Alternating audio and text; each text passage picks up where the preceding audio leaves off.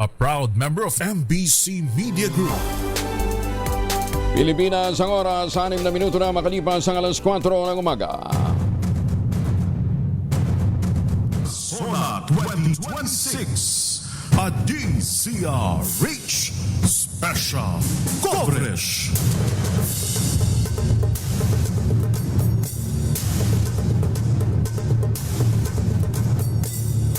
Bago magsisimula ang special coverage ng DCRH at ng MBC para po sa Sona 2026.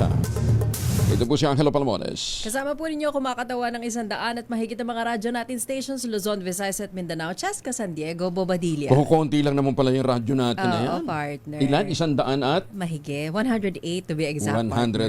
Ayan. Maaga tayo gumising para sa ating mga radyo natin stations. Good morning po!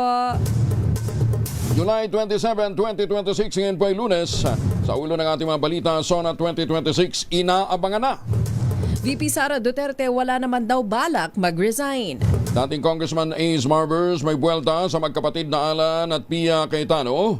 Katotohanan lamang ang sabihin sa mga Pilipino. MMDA hindi sinuspinde ang number coding ngayong Sona 2026. DPWH sinimula na ang pagkukumpuni ng gumuhong bahagi ng Bukidnon, Davao Road. Sa mga pasahero naman na patungong Hong Kong, stranded ho sila sa NAIA dahil sa tropical storm Noel. Tropical storm Qiapo nakalabas na ng bansa, nag-iwan ng 3 patay. Monsoon rains makakaapekto pa rin sa Metro Manila, Luzon at Visayas. Kasama pa rin natin ang buong radyo natin FM nationwide, ang ating action radio station sa Luzon, Visayas at Mindanao. 91.7 FM radio sa Cebu at 94.3 FM sa Jensan. Sa detalye, asahan ang maulap na papawirin may kalat-kalat na bagulan o thunderstorms sa Metro Manila, ilang bahagi ng Luzon at Visayas ngayong Lunes. Ayon sa Pag-asa, makararanas din ang thunderstorms ang Ilocos Region, Cordillera Administrative Region, Mimaropa, Zambales, Bataan, Tarlac, Pampanga. Yan din ang Bulacan, Cavite, Laguna, Batangas, Aklan at Antique, epekto ng southwest monsoon o habagat. Pinala naman ang Pag-asa mga residente sa mga nasabing lugar na maging alerto sa posibleng pagbaha at pagguho ng lupa sa panahon ng severe thunderstorms. Samantala, nakalabas na ng Philippine Area of Responsibility ang Tropical Storm Qiapo. Nag-iwan ito ng 3 patay, isa sa Davao, 2 sa Sarangani, habang isa naman ang missing. Ang Metro Manila maagang nakaranas din ng mga panandaliang malalakas na pag-ulan. Samantala, 3 naman ang patay habang isa naman ang nawawala dahil sa pananalasa ng bagyong Qiapo sa bansa. Ayon sa National Disaster Risk Reduction and Management Council, isa sa mga nasawi mula sa Davao habang 2 naman mula sa Sarangani. Batay sa datos, sa abot ng 60,000 families o mahigit 800 o 285,000 individuals ang naapektuhan ng nasabing bagyo. Sa ngayon, nananatili pa rin sa 51 evacuation centers ang nasa may 10,000 mahigit na katao. Samantala, 261 naman na kabahayan ang napinsala kung saan 71 rito ay tuluyan ng nawasak habang 170 naman ang nagtamo ng partial damage. Kaugnay ho niyan, namahagi na rin ang pamahalaan ng mahigit 5 million pesos na halaga ng tulong sa mga apektadong residente. Daandang mga pasahero naman na patungo sana ng Hong Kong na stranded sa Ninoy Aquino International Airport. Ito matapos na suspindihin ng Hong Kong International Airport ang kanilang operasyon. Epekto ng bagyong Qiapo na ngayon may tinuturing ng Tropical Storm Noel na nasa labas na ng bansa. Batay sa report, sarado ang Hong Kong International Airport simula pa 1:00 kahapon. Dahilan para maudlot ang lahat ng higit sa 300 inbound at outbound flights ng naturang paliparan. Kabilang sa naapektuhang flights sa mga nabiyahe ng Hong Kong, ang Cathay Pacific, Cebu Pacific at ang Philippine Airlines. Wala namang alok na libreng accommodation at pagkain ang mga naturang airline dahil sa ang kanselasyon ng mga biyahe, bunsod ng kalagayan ng panahon at hindi airline issues. Hinagupit nga ng Tropical Storm Noel ang ilang bahagi ng China. Naramdaman ang malakas na hangin at buhos na ulan sa bansa dahil naman sa para malubog ang ilang mga lugar. Bago mapan maglandfall ang bagyo sa Southern China, nailikas na mahigit 715,000 katao sa Guangdong Province. Agad ding sinuspende ang pasok sa klase at trabaho, gayon din ang biyahe ng tren at mga eroplano. Nabatid na ito ang pinakamalakas na bagyong tumama sa China ngayon 2026. Samantala, nasa 350 flights naman sa Hong Kong ang nakansila Bunsod ng pananalasa ng bagyong galing sa Pilipinas, tinawag nating Quiapo.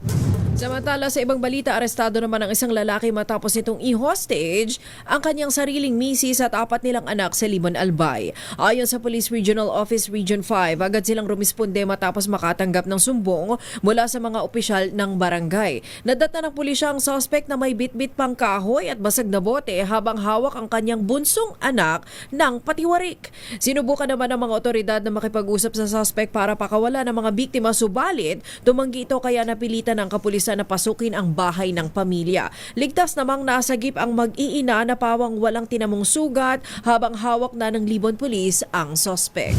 Sinimula na ng Department of Public Works and Highways ang pagkukumpuni ng gumuhong kalsada sa bahagi ng Bukidnon, Davao Road sa Barangay Marilog proper.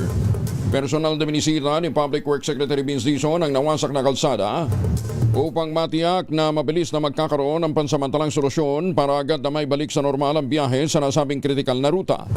Ayon kay Secretary Dizon, nais ng Pangulong BBM na simulan sa lalong madaling panahon ang pagkukumpuni ng kalsada upang maiwasan ang pagkantala sa paghatid ng gulay at iba pang mga produktong agrikultural sa rehiyon.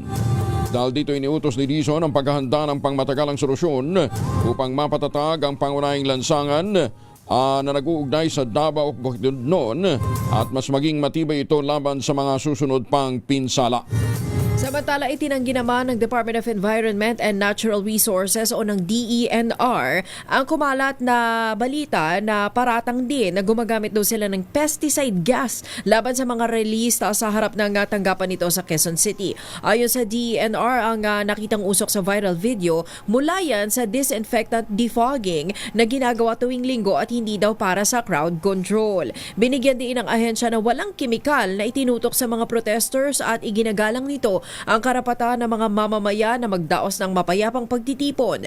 Dagdag pa ng DENR, batay sa ulat ng Quezon City Police District, naging mapayapa naman ang protesta at walang naitalang anumang hindi kanais-nais na insidente. Diyos maraming aga sa mga kababayan natin dyan sa Bicol. Ohayo gozaimasu sa mga Pilipino dyan po sa Japan.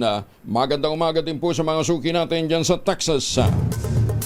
Umabot naman sa mahigit 10 bilyong piso ang halaga ng iligal na sigarilyong nasabat ng Bureau of Customs. Kasunod nito ng mas pinigting na kampanya ng kawanihan kontra iligal na smuggling sa bansa.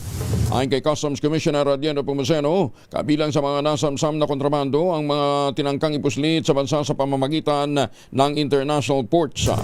Sinabi ni Pumuseno, gumagamit ng backdoor ang mga smuggler para makapagpasok ng may iligal na kargamento o mga kontrabando sa Pilipinas. Ilan na niya sa ginagamit na backdoors ang Basilan, Sulu, Tawi-Tawi at kay kasama na rin ang Mindoro, Batangas, maging ang Nabotas at Tondo. Samantala, tiniyak naman ang Customs Commissioner patuloy ang kanilang pakikipagtulungan sa Philippine Coast Guard at Philippine Navy para mahalang ang mga smuggler. Samantala, nagbabala naman ang scientist group na agham sa posibleng epekto ng planong Paaxilica Data Center sa New Clark City sa Tarlac. Ayon kay agham spokesperson Professor Giovanni Tapang, hindi sapat ang paliwanag ng Bases Conversion and Development Authority o BCDA hinggil sa epekto ng 1,600 hectares na nasabing proyekto. Partikular na tinukoy ng grupo ang apektadong komunidad na kabilang sa mga barangay ng O'Donnell, Aranguren at Santa Lucia sa Capas, Tarlac. Sinabi ng agham na posibleng mawala ng kabuhayan ang mga magsasaka at mga katutubo dahil sa lawak ng magiging proyekto. Maaari din nila na mabawasan ang supply ng tubig para sa agrikultura dahil sa malaking pangangailangan ng data center. Kinwestiyon din ng grupo ang pahayag ng renewable energy lamang ang magiging pinagkukunan daw ng kuryente para sa nasabing proyekto. Ayon sa kanila, nangangailangan ng tuloy-tuloy na supply ng enerhiya ang mga data center at maaari pa ring umasa sa diesel generators na maaring magdulot ng dagdag na polusyon. Nauna nang ipinagtanggol ng BCDA at iba pang ahensya ng pamahalaan ang proyektong ito na layon umanong suportahan ang artificial intelligence o AI infrastructure at semiconductor manufacturing ng Pilipinas. 15 minuto na makalipas ang alas 4 ng umaga. Pinarangalan ng Pangulong Ferdinand Marcos Jr. ang Philippine Amusement and Gaming Corporation o PAGCOR matapos itong mag-remit ng kabuang 5.67 billion pesos sa National Treasury para sa nakalipas na taon. Ang PAGCOR ang ikalimang pinakamalaking nag-remit ng dividendo sa pamahalaan sa hanay ng 50 government-owned and controlled corporations sa mga GOCCs. Sa kanyang talumpati, sinabi ng Pangulo, mahalagang papel ng mga GOCC sa pagsusulong ng kaunlaran sa bansa. Ayon naman kay Chairman Tenco o Alejandro Tenco, magsisilbing inspirasyon ang pagkilala upang higit na pagbutihin ng PAGCOR ang pagtupad sa kanilang mga tungkulin. Ang 5.67 billion pesos na dividendo ay katumbas ng 50% ng net earnings ng PAGCOR noong 2025. Alinsunod dito sa Republic Act 7656 o Dividends Law na nag-aata sa mga GOCC na i-remit sa national government ang hindi bababa sa kalahati ng kanilang taunang earnings. Ayon naman sa Department of Finance, umabot ng 147.15 billion pesos ang kabuong dividendo mula sa 50 GOCCs para sa 2026. Hanggang Hulyo lamang ito ng taong kasalukuyan, nakakolekta ang pamahalaan ng 140 billion pesos habang inaasahang may riremit ang nalalabing halaga bago naman matapos ang taon. Partner, kasama natin mula ngayon sa Washington, si Joyjon Acol. Kaugnay pa rin ang tensyon sa gitang silangan. Ang good news ay bahagyang humupa. Takuha natin si Joyjon live mula sa Washington. Joyjon, good morning. Jessica, magandang balita ito dahil matapos ang 13 araw na palitan ng atake ng Amerika at ng Iran ay pansamantala pong nagdeklara ng tigil putukan para sa panibagong usapang pangkapayapaan para sa pagbubukas muli ng Strait of Hormuz. Nagkakaroon po ng magandang progreso ang pag-uusap sa pagitan po ng Oman at Iran patungkol sa pamamahala at ligtas na pagdaan ng mga barko sa Strait of Hormuz. Iginit ang Iran na pinayagan sila ng isang interim deal sa Amerika na pamahalaan ang shipping sa nasabing lugar. Pero sa kabilang banda, Kuya Angel at Cheska, nanindigan naman po si US President Donald Trump at Defense Secretary Pete Hegseth na bukas na ang Strait of Hormuz at ang Estados Unidos ang kumokontrol dito.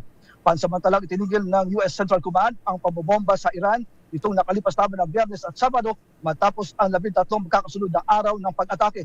Bilang tugon, itinigil din ng militar ng Iran ang mga ganitong pag-atake laban sa mga kayano ng Amerika sa gitnang silangan. At ayon kay US Ambassador to the UN Mike Waltz, ang tigil putukan ay ginawa upang bigyan ng pagkakataon ang diplomasya. Gayunpaman, nagbabala siya na may karagdagang pwersa at kagamitang militar ang Amerika na pupunta ngayon sa rehiyon.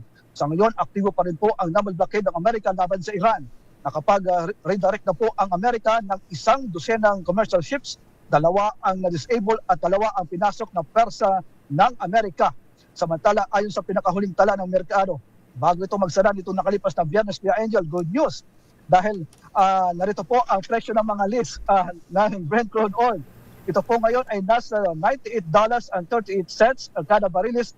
Samantala po ang WTI ay $90.47 kada barilis. Bahagyang bumaba po ang presyo ng langis sa international na merkado nitong Biyernes dahil po sa mga lumalabas na ulat at pag-asa tungkol po sa posibleng peace talks o negosasyon sa pagitan ng Amerika at Iran na napagkalma po ang tensyon diyan po sa gitnang silangan. Kala ko naman gaano kalaking ibinaba, $2 lang naman pala, pambihira. Maliit na bagay daw. Maliit na bagay, oo. Samantalang dito sa amin, ang increase. Ha? Magkano? 2.29. 2.29 lang binaba. Samantalang dito sa ating bukas, partner, tataas ng magkano? Diesel? 10 piso na naman yata, partner? O 6 na piso? 6 na piso yata. Ang sakit. Oo. Mahina yung inyo, $2. Edi na sa mga kulang-kulang 100 piso. May git 100 piso. Ayan. Anyway, sige. Ang tabayanan mo mamaya ang mga magiging bahagi naman. Di ba nakabarong Tagalog naman kayo eh. At saka na kasi Ate Cheska, akala ko artista. Wala akong memo na natanggap. Magkaganyahan sana ako. Isa pang good news, Kuya Angel at Cheska. Ito lang, segue ko lang ito dahil dito po sa Mubudala DC Tennis Open 2026, unang mga kalaban po at haharapin ni Alex Ayala sa unang round o round of the 32, si Qinwen Zheng ng China, ang naging Paris 2024 Olympic gold medalist at dating umabot po sa ranking world number 4. Ito po ang laban bukas, Monday. Kasi po dito po sa amin ngayon ay Sunday pa lamang. Nakatagdang mangyari ang kanilang laban bukas, alas 10 ng umaga. Ang laban na ito ay bahagi ng preparasyon ni Ayala para sa North American Hardcourt Swing na patungo sa mga mas malalaking torneo bago ang US Open. Hindi makakapareha ni Alex Ayala si Venus Williams sa doubles event ng Mubadala DC Open dahil sa isang last-minute draw shake-up kung saan tuluyan nang natanggal si Ayala sa doubles roster upang mag-focus muna sa kanyang singles campaign. At yan po ang update. Balik po sa inyong dalawa, Kuya Angel at Ate Chess. Maraming salamat, Joy John ako live mula po sa Washington. Maraming salamat, Joy June. Isa lang yung partner sa mahigit 100 ng mga radyo natin stations. Di lang sa Pilipinas, nasa labas pa ng bansa. Ang radyo natin. Salamat, Joy June. Galing kasi yan galing kasi siya ng radyo natin sa Laoang Northern Samar. Kaya kita ho ninyo, nandun na ngayon sa Washington, ha? Ay, mga misis, sa may araw ba si Mr. Pag-uwi galing ng trabaho, abay dahil yan sa germ sa katawan nila para labanan ng may araw at may pawis, gumamit ng Shield Bath Soap regularly. Unbeatable ang Shield sa paglaban sa germs versus another brought by Shea Butter. Pampalabot ng kuti sa presyong abot kaya 12.50 SRP. Kaya naman recommended ito ng Philippine Nurses Association. Kaya mga misis ay challenge you, subukan ng Shield Bath Soap. Galit sa sakit, may malasakit, sulit na sulit na. Pero kahit humay sona, mamimigay pa rin kami ng pera. Sana roon si Sherwin Alparo. Tumutok sa DZRH at manalo ng isang 1,000 pesos sa Malacash promo kasama ang Charm Babcon Purple Eternity. Ang tropa ni Sherwin Alparo ay nandyan sa Barangay Tejeros, Makati City. Kasama ang Charm Popcom Purple Eternity. Lakasan nyo na yung radyo telebisyon. Barangay Tejeros, Makati City. At ang ating word of the day ngayong araw na ito ay address, partner. Address. Kasi ngayon ay sona ng Pangulo. Kaya napakahirap po ang ating word of the day. Address. Pero hindi po itong address na paghahayag o talumpati. Ang address na tinutukoy ho natin sa Tagalog ay tirahan. Yung kapag susulatan mo ko, partner, kailangan mo ng address ng bahay ko. Sa Cebuano, ginapuyan. Ayan. Ginapuyan. Okay. Pinoy-anan o tahanan. Sa Ilocano, pagtataengan. Ayan. Pagtataengan. I-correct nyo kami, baka mamaya mali ang pangit na sabi natin, partner. Mali ang bigkas. Magandang umaga kay Ma'am Evan lang dyan po sa Las Vegas, Nevada. Sa mga suki natin sa iba't ibang panig ho ng mundo, magandang umaga po sa inyo, ha? At maraming salamat po sa inyo walang sawang pagsubaybay. Dako muna tayo sa mga probinsya, partner. Meron ho tayong paghahanda dyan po sa Region 1. Naka-full alert na po ang Police Regional Office 1 para sa ikalimang zona ng Pangulo. Higit sa 1,000 civil disturbance management ang ipinadala sa National Capital Region. Detalye ng balita mula kay Freddy Pajardo, RH 38. Freddy, masantos siya kabasanid siya kami sa ating mga kababayan dyan sa Pangasinan. Masantos siya kabusan, Kuyang Angel. Simula pa nung alas 5 ng hapon ng July 24 araw ng Biyernes, itinaas na ng Police Regional Office 1 ng heightened security posture para tiyakin ang public safety, maintaining order and preventing any security disruption hanggang sa matapos ngayong araw ang annual presidential address. Kahapon ay pinadala na sa National Capital Region ang higit 1,000 kapulisan mula sa PRO1 na magsisilbing karagdagang puwersa ng Civil Disturbance Management o CDM. Habang naka-standby pang karagdagang Regional Reactionary Standby Support Force na kagyat na imumobilize sa panahon ng emergency. Binigyang din ni Police Brigadier General Hobencio Isbadwa Jr., Regional Director ng PRO1, ang pagtiyak sa mga mamamayan sa Reyong 1 ng kanilang kahandaan sa anumang sitwasyon. Samantala, ang Dagupan City Police ay nagpadala na rin ng kanilang Civil Disturbance Management o CDM contingent kahapon para sa zona ng Pangulong Marcos Jr. ngayong araw. Ayon kay Dagupan City Police Director Colonel Arnold Solomon, pinabauna ng spiritual guidance and support ni Pastor Anthony Arbonida ang kanilang CDM group at ipinanalangin ang kanilang kaligtasan sa buong panahon ng kanilang misyon. Mula sa Action Radio Pangasinan, ito si Freddy Fajardo, Aristarte Taguulat para sa DCRH Una sa Pilipinas, Una sa Pilipinas. Maraming salamat, Freddy. Isa na namang lalaki na dumayo ng outing partner sa Bagak, Bataan.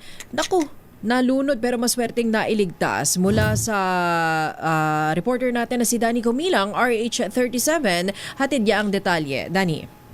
Muntik Binabalita namang nauwi sa trahedya ang pagligo sa dagat matapos tangay ng malalakas na alon ang isang lalaki. Sa bahagi ito ng dalampasigan ng Barangay Pag-asa, Bagakbatan, bandang alas 3 ng hapon nitong linggo kahapon. Sa kabutiang palad, mabilis na rumesponde ang isang mag-amang rescuer na nasa lugar at matagumpay na naiahon ang biktima bago pa ito tuluyang malunod. Kinilala ang biktima bilang residente ng Bukawi, Bulacan. Nangyari ang insidente ilang araw lamang matapos ang hiwalay na pagkalunod ng 3 katao sa bagak kung saan isa ang napaulat na nasawi at 2 ang nailigtas. Ang nasawing biktima ay isa ring residente ng Bulacan. Dahil dito, muling nagbabala ang pamalang bayan ng Bagak sa mga turistang bumibisita sa mga dalampasigan ng Bagak at Morong na huwag maliitin ang panganib ng dagat. Pinapayuhan ang publiko na manatili sa ligtas na bahagi ng baybayin, sundin ang mga paalala ng lifeguards at mga otoridad at iwasan lumangoy kung nakainom ng alak o hindi pamilyar sa kondisyon ng karagatan. Patuloy namang hinihikayat ang lahat na unahin ang kaligtasan upang maiwasan ang trahedya. Dani Kumilang, RH37, DZRH, una sa Pilipinas, una sa Pilipino. Maraming salamat, Danny. May paabak kay kayungan sa mga suki natin dyan po naman sa Pampanga. Samantala, may gitawan sa 1,500 ang pinakalat ng mga pulis sa Eastern Visayas kasabay ng SONA ng Pangulo ngayong araw. Detalye ng balita mula kay Jimmy Angay-Angay. RH32, maupay nga agad, Jimmy. Nagpakalat ang Police Regional Office 8 ng kabuuang 1,156 na pulis sa buong Eastern Visayas bilang paghahanda sa ikalimang State of the Nation Address una ni Pangulo Ferdinand R. Marcos Jr. sa araw na ito. Ayon kay PRO8 Regional Director Brigadier General Jisung Kapoy, kabilang sa pinakalat ng mga pulis para sa area security, checkpoint operation, civil disturbance management, quick response teams, intelligence, EOD K9, maritime, highway patrol at medical units. Naka-heightened alert status din ang buong reyon upang matiyak ang mahigpit na seguridad, mabilis na pagtugon sa anumang insidente at pagpapanatili ng kayusan sa mga pangunahing lansangan at pampublikong lugar. Nawagan naman na si General Capoy sa publiko na maging mapagmatiyag at agad iulat sa mga otoridad ang anumang kahinahinalang aktibidad upang mapanatiling ligtas at mapayapa ang buong Eastern Visayas. Mula dito sa DYVL Action Radyo Tacloban, ito si R32 Jimmy Angay-Angay para sa DZRH, una sa Pilipinas, una sa Pilipino. Mayong buntag usab, Kuyang Angel. Maraming salamat. Samantala, dako naman natin itong isa pang balita, partner. Mahigit 1,000 personnel ng Cordillera PNP magsisilbing augmentation force para sa ikalimang SONA ni Pangulong Marcos. Kasama natin RH41 Romy Gonzalez. Romy. Tugon sa tawag ng katungkulan, abot sa 1,036 na personnel ng Police Regional Office Cordillera Administrative Region ang formal na ipinadala para pagtibayan ng seguridad sa ika-5 State of the Nation Address ni Pangulong Ferdinand Marcos Jr. ngayong araw.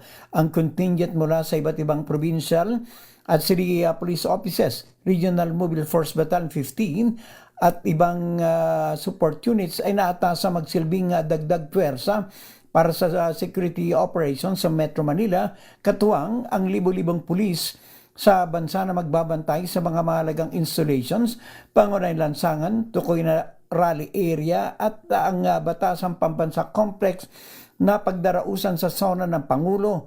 Kaugnay nito, pinaalalahanan ng pamunuan ng Cordillera PNP ang mga augmented personnel na manatiling alerto, magpatupad ng maximum tolerance at naigpit na isundin ang mga itinatag na operational procedures. At habang ipinapatupad ng contingent ang kanilang misyon sa National Capital Region, tinayak ng ProCar sa publiko na supesyenteng personnel ang nanatiling nakatalaga sa buong Cordillera Region para itaguyod ang police visibility, peace and order at tiyaking hindi maantala ang paghahatid ng serbisyo sa kaligtasan ng publiko. At para sa mga men and women ng ProCar, ang naturang misyon ay tanda ng pangako na tugunan ng bawat tawag ng mabilis, magsilbi na maintegridad at maghatid ng kinakailangang kaligtasan at serbisyo na mararamdaman ng bawat Pilipino. Ito si RH41 Romy Gonzalez para sa DZRH, una sa Pilipinas, una sa Pilipino. Maraming salamat, Romy. Pilipinas, ang oras 30 minuto na makalipas ang alas 4 ng umaga. Ay mga mamis, po pwede ho tayo mag-laundry day today ha? Kunot no ka ba kapag makapit, madikit at malupit ang mancha? All you need is Pride. Ba't mapahirapan ang self-con sa Pride? Easy at worry-free naman ang laundry. Sa Triple Stay Formula, tanggal ang matitinding mancha based on test sa chocolate mud and cinnamon cotton. Gawa po ito ng ACS. Samantala partner, ngayon pala ay pinagdiriwang ang ika-112 founding anniversary ng kapatiran ng Iglesia ni Cristo. Ang anibersaryo ng INC o Iglesia ni Cristo ay kasabay ng ikalamang State of the Nation address ng Pangulong Bongbong Marcos Jr. Una nang kinumpirma ng NCRPO spokesperson si Major Hazel Asilo, walang kasadong rally ang INC sa namang lugar sa Metro Manila ngayong araw. Sa halipan niya ay magkakaroon ng INC ng sarili nilang anniversary activity sa loob ng mga sambahan bilang bahagi ng kanilang pasasalamat event. Samantala, 1,500 barangay workers naman ng 2nd Parliamentary District ng Cotabato City na iparating na mga hinaing sa BARM government.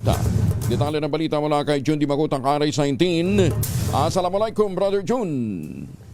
Alaikum assalam, Brother Angel. Sa pamamagitan ng programang Kumustahan sa Barangay ni Member Parliament Attorney Nagib Sinarimbo, mahigit sa 1,500 barangay workers mula sa 2nd Parliamentary District ng Cotabato City ang direktang nakipag-ugnayan sa mga ministries ng BARM.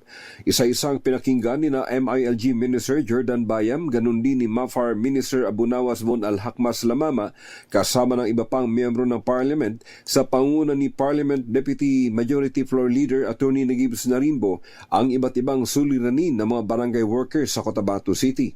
Isa sa mga naging highlight na mga tinalakay na issues ay ang kalagayan ng mga barangays na may pinakamaliit na share sa national taxes. Subalit may pinakamaraming trabaho ang ipinagagawa sa mga barangay workers dahil sa sila ang pinakamabilis na maabot ng mamamayan sa mga hinaing ng nasa grassroots level.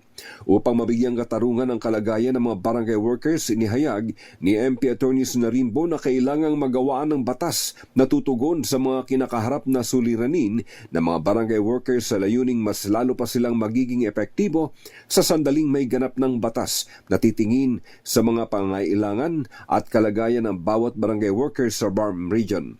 Pinasasalamatan naman ng lahat ng dumalo si Barangay Chairman Dato Bimbo Ayunan at ang kanyang barangay workers na naging host sa nasabing aktibidad sa Barangay Mother Kalanganan, Cotabato City. Mula sa Central Mindanao, RH19, Jun Di Makutak, DZRH, una sa Pilipinas, una sa Pilipino.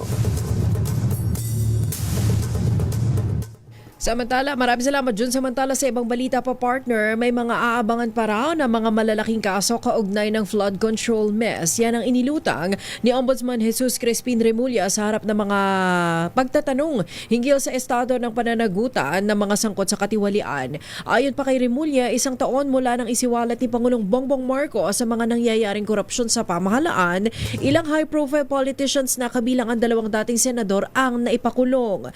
Dedepensahan naman ng Ombudsman ang usad ng investigasyon at nilinaw na ang paghahain ng mga kasong may kaugnayan sa korupsyon laban sa mga kilalang politiko kailangan daw ng mahabang panahon talaga para maipagtibay o maghahain ng matitibay na ebidensya. Giit pa ni Remulla, inihahanda na ng mga kaso o ang mga kaso laban kay dating House Speaker Martin Romualdez na isa rin sa mga idinadawit sa maanomaliang flood control projects. Samantala sa ngayon parehas na nakapiit sa New Bilibid o sa New Quezon City Jail sina dating Senator Bong Revilla at Senator Jinggoy Estrada dahil sa pagkakasangkot nga sa naturang kontrobersya.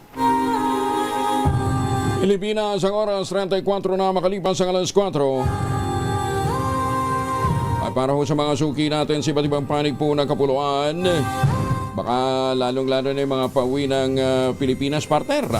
Aba, kung magpapasalubong sila, wag ng imported na tsokolate, ha? Doon ho sa mga dadalo sa zona mamaya, baka gusto nyo magbit-bit din, ha? Magpasalubong ho tayo ng gawang atin, Tangerine Chocolate, 100% gawang Pinoy.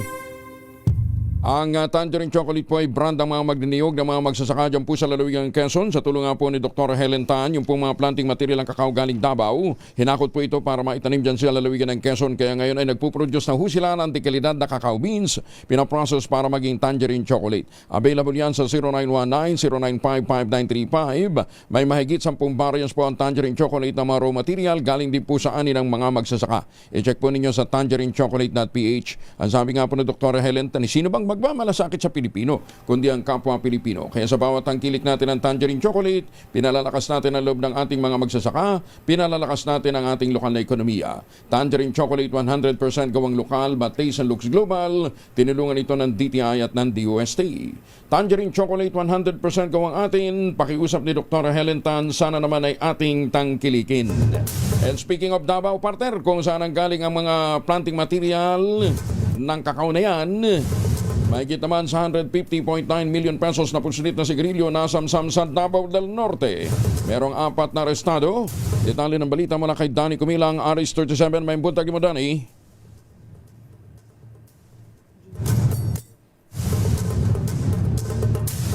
Nawawala si Danny. Andi pala, si Jun Soter pala. May buntag di mo, Jun Soter. Mayong buntag usab, Kuyang Angel, mahigit 150.9 milyong halaga ng hinihinalang smuggle na sigarilyo ang nasamsam na mga otoridad sa sinagawang law enforcement operation sa Barangay Busaon, Tagum City, Davao del Norte. 4 na lalaki na aresto sa operasyon matapos maaktuhang nagkakarga ng 2,038 na karton ng smuggle na sigarilyo sa 3 sasakyan. Ang mga suspek ay pawang nasa hustong gulang at residente ng Davao City, Zamboanga City at Davao Oriental. Pinangunahan ng operasyon ng Criminal Investigation and Detection Group o CIDG Davao del Norte Provincial Field Unit, katuwang ang Coast Guard Intelligence Group Southeastern Mindanao, Bureau of Internal Revenue Region 11 at iba pang unit ng kapulisan. Ayon sa CIDG, bahagi ang operasyon ng pinaigting na kampanya ng pamahalaan laban sa pagpupuslit ng mga kontrabando at paglabag sa mga batas sa pagbubuhis. Tiniyak naman ng CIDG Davao del Norte na magpapatuloy ang kanilang operasyon at mahigpit na pagbabantay laban sa mga sangkot sa illegal na kalakalan ng smuggled na sigarilyo. Ito si June Suter para sa DZRH. Una sa Pilipinas, una sa Pilipino. Maraming salamat, Jun. Samantala, dako naman tayo sa iba pang balita. Ang konkretong aksyon daw ang inaasahan at kinakailangan sa halip na puro daw pangako ang maririnig sa SONA. Yan ay ayon kay Senator J.V. Ejercito. Detalye hatid sa atin ni Raymond Dadpaa sa RH28. Raymond. Nagsawa na ang ating mga kababayan sa puro pangako tuwing may State of the Nation Address o SONA ang Pangulo ng Bansa. Ito ang deklarasyon ni Senator J.B. Ejercito na siyang chairman ng Senate Committee on Finance kasabay ng ika-5 SONA ni Pangulong Bongbong Marcos sa araw na ito. Ayon kay Ejercito, wala nang paligoy-ligo pa at dapat tugunan na ng Pangulo ang mga problema ng bansa. Naghihintay ang ating mga kababayan sa karugtong ng mahiya naman kayo speech noong nakaraang taon sa issue ng flood control. Dapat lamang na mapanagot ang mga naglustay sa pera ng bayan. May issue sa tiwala ang ating mga kababayan dahil sa kontrobersiya sa flood control. Kasabay nito'y nanawagan si Ejercito sa pagpasa ng Senate Bill No. 2 o ang Master Plan for Infrastructure and National Development o MIND Bill.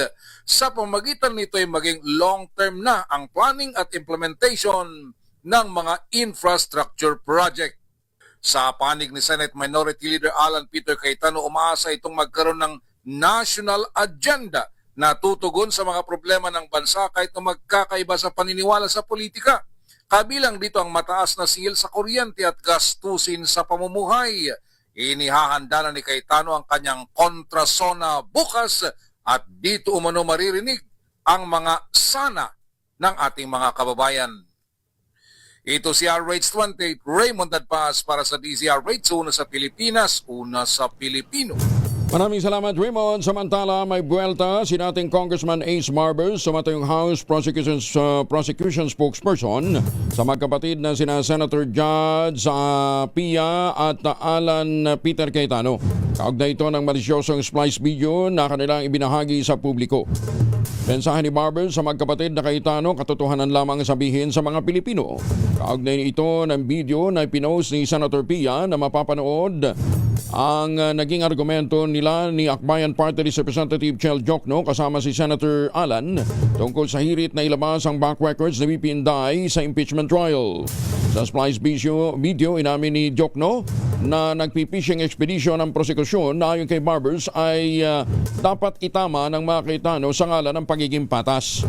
Pumirit din si Barbers sa presiding officer na si Senate Impeachment Court paalalahanan ng senator judges at lahat ng kalahok sa paglilitis na pangalagaan ang integridad, pagiging patas, gayon din ang kredibilidad ng impeachment trial. We would also like to ask Senator Judge Pia Cayetano and Senator Judge Alan Cayetano to simply tell the Filipino people, especially those that have seen this spliced video, kung ano yung katotohanan. Dahil nandoon po naman sila sa nung araw na yon, nung habang nagkakaroon ng oral arguments. At alam po nila, dinig nila kung ano yung katotohanan na taliwas o hindi kapareha ng video na kumakalat sa ngayon.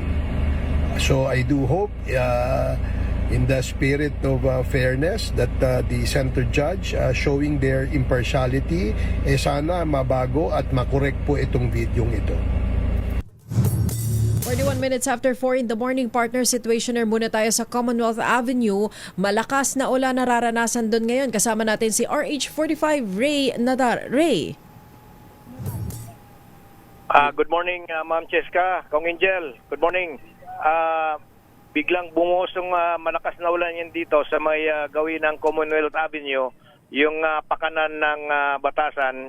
Although nung ako umikot doon sa may Quezon City Circle, ay ambon-ambon lamang. Ngunit nung ako'y dumating na rito mismo sa intersection ng Batasan papasok ng Kongreso, ay dito na bumuhos ang malakas na ulan. Sa ngayon ay makikita mo na marami nang naunang dumating dito yung mga fire trucks. Nakadeploy sila sa gilid ng mga kalsada. At kung makita mo naman, yung mga traffic management ng Quezon City Hall, ng Quezon City, ay nandarito na rin at dahil nga lumakas ang ulan ay nagkukubli muna sila sa mga silungan katulad ng mga gas station dito sa tabi. Kalahati nitong Commonwealth Avenue ngayon mula rito sa may St. Peter Church papuntang Batasan ay unti-unti na itong hinahati ang kalsada. Nilalagyan na ito ngayon ng concrete barrier para sa preparasyon sa zona ngayong araw na ito. At yung central, yung pinaka-main ng Iglesia ni Cristo, ito'y dinanan ko rin at puro ilaw lamang at napakaliwanag ng kanilang kapilya, yung pinaka-central dito sa Quezon City, at walang activities. At napagalaman ko na pailaw lamang sa lahat ng mga kapilya ng Iglesia sa buong mundo ang kanilang activities sa kanilang anibersaryo sa araw na ito, yung kanilang 112th anniversary, Kong Angel at Ma'am Cheska. Pero bukas pa lahat ang mga lansangan, wala pa naman so far nagsasara, di ba? Passable pa lahat ng mga lansangan natin. Magandang tanong yan, Kong Angel. Bukas pa sa lahat, libre pang makatakbo o makadaan yung mga sasakyan, yung papunta ng south at papunta north. Ibig sabihin, yung papuntang Fairview, maaliwalas pa, kukunti pa ang mga dumadaloy na sasakyan o dumadaan. Yun naman papuntang City Hall, Fairview, ay maluwag pa rin. Wala pang pagbabawal, meaning hindi pa natin alam kung kailan i-route yung trapiko sa araw na ito, Kong Angel. Daghang salamat, Don Ray Nadar, na maaga pong nag-iikot dito po sa area kung saan gaganapin nga po o dadaan ang mga sasakyan papuntang Fairview para po sa zona ng Pangulo. Daghang salamat, Ray. Higit naman sa 60,000 mga realista ang inaasahan sa zona, pinakikiusapan ng pulisya na huwag nang magmarcha sa labas ng designated areas. Detalye na balita mula kay Giselle Ricaport, RH15. Giselle, good morning.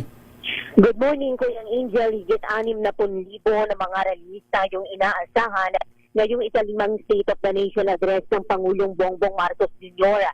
Ayon kay NCRPO spokesperson Major Hazel Asilo, pawang kasapi ang mga ito ng tatlong grupo na nagkaselyo ng permit mula sa lokal na pamahalaan. Kabilang ng bagong alyansang Makabayan, yung grupong Sanlakas at yung Better Brighter Movement.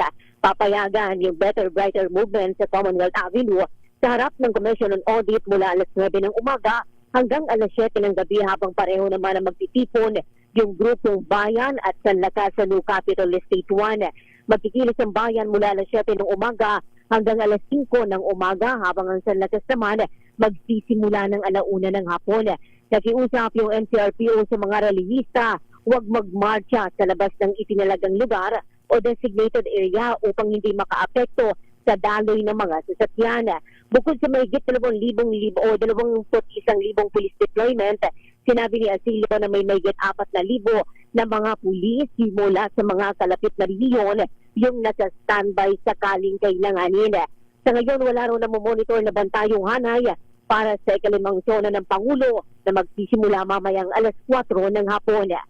Para sa Zona 2026, ito si Giselle Rivaport and DZRH na sa Pilipinas, una sa Pilipino. Maraming salamat, Giselle. Pero maagang nanghuli si Sherwin, ha?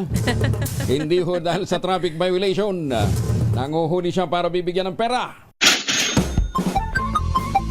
Tumutok sa DZRH at manalo ng isang 1,000 pesos sa Malacash promo kasama ang Charm Popcorn Purple Eternity. Yes, magandang umaga Kuya Angel at Cheska. Ito na ang ating winner sa DZRH Malacash promo kasama ang Charm Popcorn Purple Eternity at maaga rin na nag-lipstick para sa State of the Nation address. Itong si Nanay, magandang umaga po. Magandang umaga din po, sir. O, di ba pati boses talagang pinaghandaan. Oo, Parang dahil ready, kayo ready, nakatune in sa DZRH kanina pa. Yes po. O, at sinong paborito nyong announcer sa DZRH? Wala pong iba kundi si Sir Angelo Palmones. Ba, tala, parang royal ka, ha? May sir pa talaga.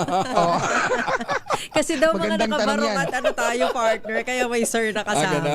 Oo. Anong pangalan Magandang ni Nanay? katanungan yan, Kuya Angel. Oo. Anong pangalan ni Nanay? Patricia Albia po. Ay, si Nanay Pati. Batang-bata ang pangalan, partner, ha? Patricia. Ayan, oo. Anong probinsya ni Nanay? Bicol po. Bicol. Diyos Yes po, maringaga, sir. Nay. Yes po, Diyos maranaaga din po. Sino kasama niyo dito sa Maynila? Mga apo ko po, tsaka mister ko po. Okay. So, Sherwin, hindi naman halatang lola na si... Ay, oo. Diyos ko, yung katawan ay parang kahapon lamang. Ayan. Nay, dahil Batang-bata pa yung itsura ni Nanay. dahil Nay, ngayon ay SONA, ano ang inaasahan yung marinig mula sa Pangulong BBM? Sana po, kasi ang bilihin natin ngayon is hindi naman po makaya ng lahat. Sana po, babaan naman po. Para lahat din po nakakabili ng gusto nila. Ba, ay, tulungan nyo tayo At saka yung at saka po sir, yung mga may sakit sana po palawakin po yung mga kailangan na sa pagtulong ng ating Pangulong Marcos. Medical assistance, partner, no? Yes po. Sabi nga ng Pangulo, di ba? Ewan ko kung totoo yun, ha? Pero kumakalat sa social media. Kaya tutulungan natin ang mga mahihirap pa at yung mga magiging mahirap. Bakit natin na-expect madaragdagan, partner? Uy, tingnan mo na. Ayoko na di ba? Anyway, mukhang splice naman yata yun. Edited yun. AI yata yun. Sherwin. Baka. Oo, parang tama Nabasa na. lang namin yun. Oo, ha? Nabasa lang. Sige, Sir Parang Rohin. tama na. Ako na lang yung huling mahirap. Yan. Wala nang dadagdag. Hindi, mahirap makumbinsing magdagdag. Sige, Sherwin. Dahil paborito mo si Kuya Angel Palmones, ito meron kang 1,000 pieces. Yes, maraming salamat po. Sir Walang Angelo Palmones. Walang anuman. Mabalos Narinig naman po yung dasal ko. Maraming salamat po. Kayo po ang sagot ng kailangan ko ngayon. Ba talaga? Maraming salamat prayer, po. And God bless po. Nay, ano yung nasa tabi mo, Nay? Ulam ba yan? Oo. Mga tindahing almusalan. May itlog, may hotdog. Kaya may naman pala. longganisa. Ay, napako. Sarap. Tapos sa tabi ng may kanyang pansit pa. sa tabi ng kanyang paninda, sa tabi ng kanyang paninda yung radyo ginamit ni General MacArthur. Hindi, General Ricarte yata yan eh. Ricarte na to? Luma na po, sir. Mukhang bigay pa ni Tandang Sora yata yan eh. Pwede. Basta gumagana partner at malakas pa rin ang DZRH. Ayan, no. Hindi, Yes alam mo ba, nung dumating si MacArthur sa Pilipinas, nag-cover si Sherwin. Ano doon na siya? Oo. Doon ako sa baha. Ay, sa dagat pala yun. Sa Tacloban. Sige. Ano ang ating word of the day? Kailangan sagot mo na yung ating word of the day para makuha yung ating medium component. Yes po, word of the day is address. Okay, Address. Yan, sa Ilocano. Tirahan. Ayun, wag na nating Robig kasi. maaga. Oo. Dahil meron kang medium component, hatid sa atin ng Astron, alagang maasahan. At syempre, bangong kabloom, bango ng 1,000 bulaklak, nasa Charm Popcorn, Purple Eternity, hatid sa atin ng Charm Popcorn, Purple Eternity, gagamitin sa ating mga anlawing damit, ang Charm Popcorn, Purple Eternity, lalo na sa Deezer H t-shirt na bago disenyo na mapapasa inyo rin po. Gamitan nyo ng Charm Popcorn, Purple Eternity, at syempre, meron pang grocery mula yan sa ACS at sa DZRH. Ano masasabi mo po, Mami? Maraming salamat po, Sir. Walang Angelo anuman. Palmones. Walang anuman, Lola Patty. Lola Patty. Mommy Patty. Mommy Patty. Congratulations. Yes, Salamat Ay, blessing po. ang aga-aga, partner. Pagpalain po kayo ng Diyos. Opo, walang anuman po. Sige, thank you. At sa lahat po ng sponsor nyo. Thank you very much po. Thank you po. Pero Sherwin, di ba Okay, Angel. ang word of the day mo ngayon ay address. Oo. Alam mo ba, talo tayo ng mga Ilonggo. Dahil? Ano sa kanila? Ang address ang address ng sa mga Ilonggo ay star. Star? Talaga? Star? Oo, star. Sa diin ka star, saan ka nakatira? Staran. Iba Sa Bicol din pala, ganun din daw, Kuya Angel. Staran Sa din. Bicol, ano ang address? Staran. Okay, tamo. Paistaran. Paistaran daw, Staran. Pero pagdating sa Ilocano, ang address ay... Wag na lang. Ayaw niyong banggitin. Ano ba yung mga nag-aalmusal? Nung binabasa nyo kanina, tawa ako na tawa. Ika naman, aga-aga. Pinahirapan mo kami. Sige, paalam ka na. Naku, maraming salamat, Nanay Patty. Maraming salamat din po. At syempre maraming salamat din sa mga nais manalo ng 1,000 pieces. Lagi dumutok sa Deezer H. Baka kayo ng susunod dating winner sa Deezer H. Malakash promo kasama ang Charm Popcorn, Purple Eternity RH number 6, Sherwin Bata Alfaro Deezer H. Una sa Pilipinas, una sa Pilipino. Tumutok sa DZRH at manalo ng isang 1,000 pesos sa Malakash promo kasama ang Charm Popcorn Purple Eternity. Oras 52 na makalipas ang alas 4 na umaga. Oras na para tayo po naman ay mag-ultamayo ng abang ultamayo. Ito po ay postbiotic with Lactococcus lactoserinine plasma. Duman po ito sa mahabang clinical trial, hindi testimonial, hindi kwentong kutsero, kundi human clinical trial dyan po sa Japan. Doon ho napatunayan ang bisa po ng ultamayo. Ang bawat kapsula ng ultamayo ay nagtataglay ng 50 billion cells ng Lactococcus lactoserinine plasma.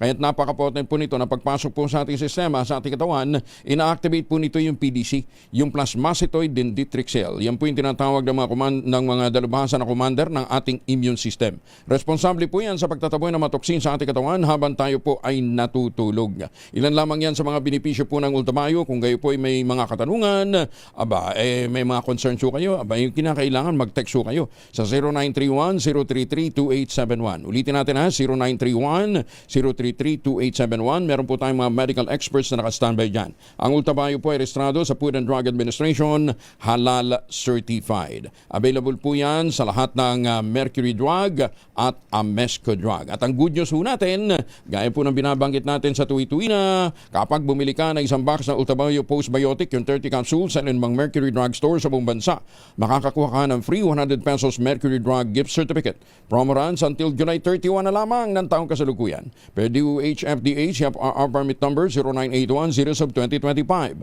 Mahalagang paalala, ang Ultamayo po ay hindi gamot at hindi dapat gamiting panggamot sa anumang uri ng sakit.